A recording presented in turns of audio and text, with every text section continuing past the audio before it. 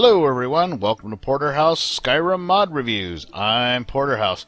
So this review is coming out pretty late because I was in Las Vegas for a week. Believe it or not, it was for training. The training was great, but the trip home was an absolute frickin' horror show. If there was a way to make that trip more miserable and difficult, Delta Airlines found a way to do it, up to and including changing my gate and departure time on me twice, so I ended up missing the plane for my final leg home. I had to rent a car and drive 4 hours to make it home.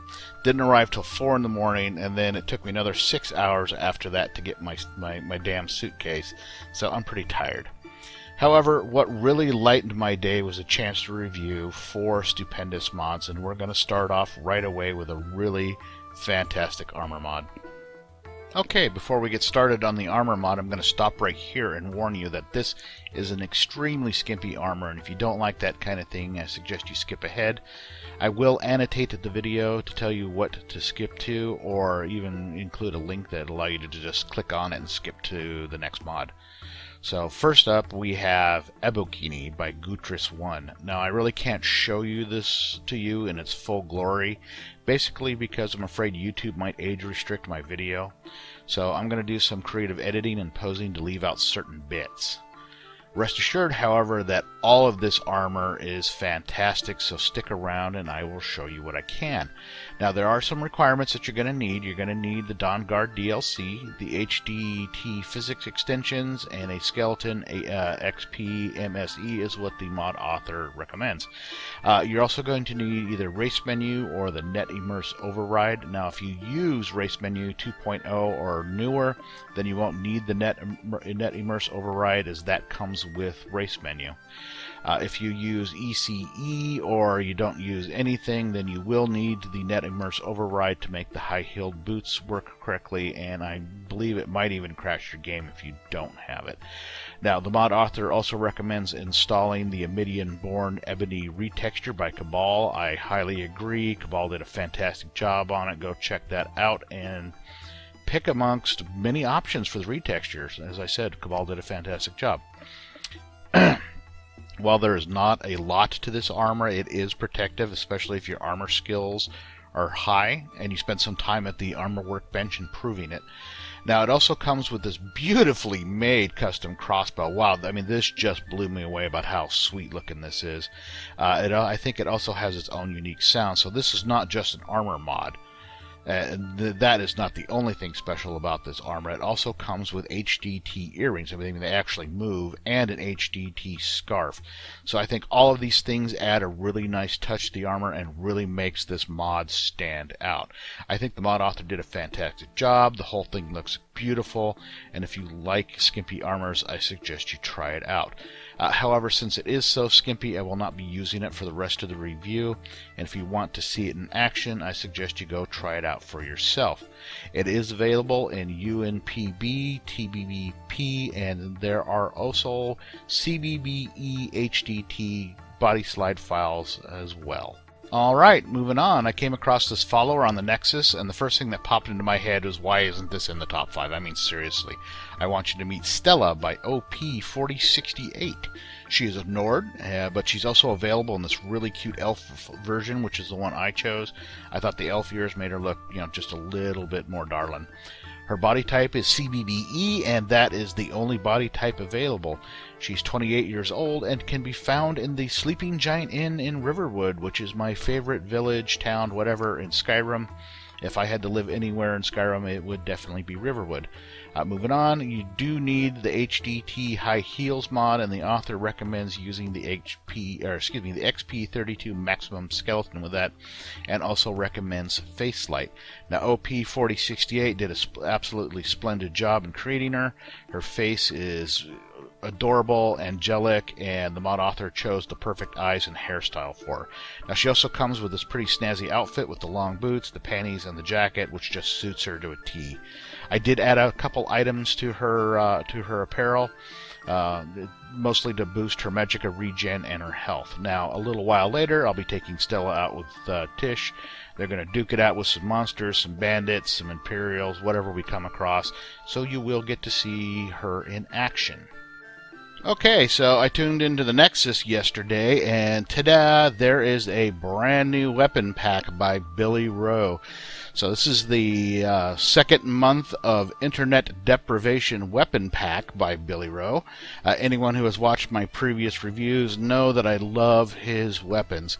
My character Tish regularly carries one or more of his weapons in our adventures, and this pack adds 6 more to the game, consisting of 3 swords, 2 daggers, and a mace, which is awesome because I like maces as well.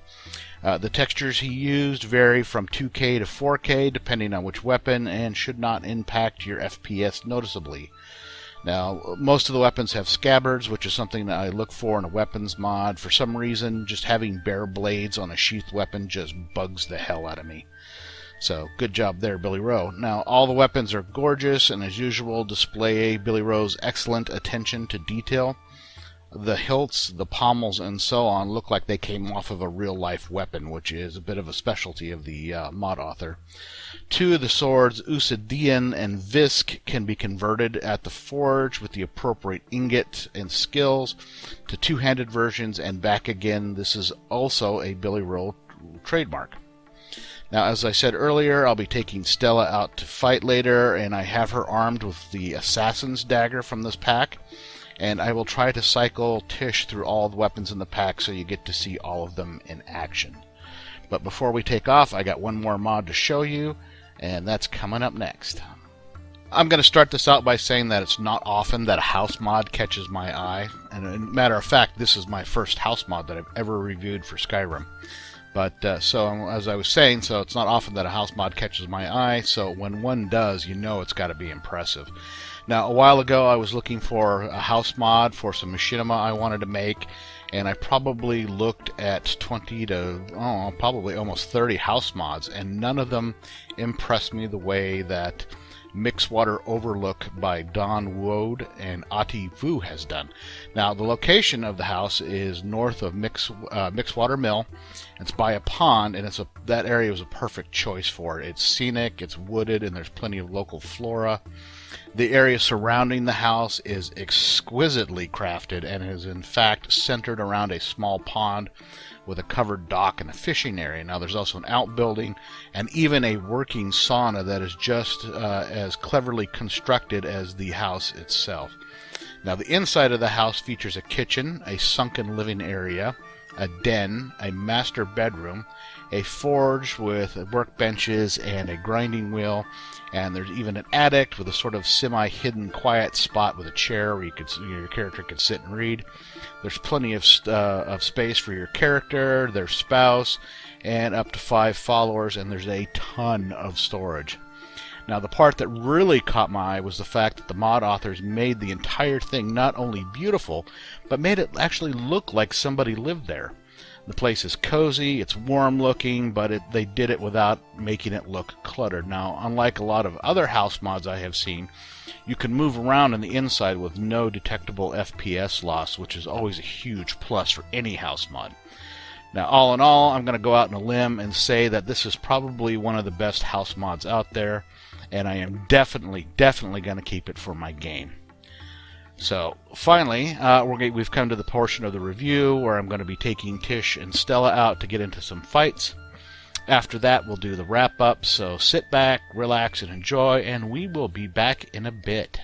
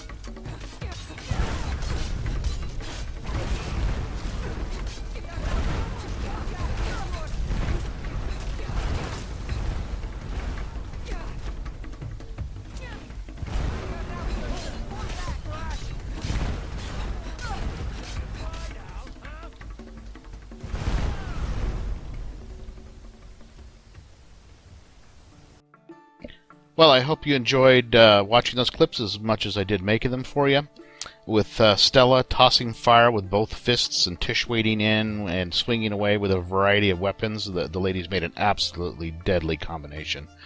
Now, Stella, as with most mage-type followers, is most effective when she's paired with somebody to keep the bad guys from getting close while she stands back and just flings fire at them.